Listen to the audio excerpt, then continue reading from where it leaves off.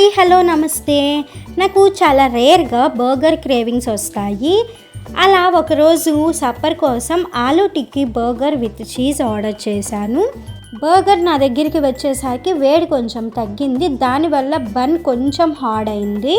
Taste విషయానికి వస్తే నాకైతే స్పైస్ లెవెల్స్ సరిపోలేదు, ఆల్సో కొంచెం ఫ్లేవర్లెస్గా అనిపించింది. అందుకని I tried with tomato ketchup అనమాట.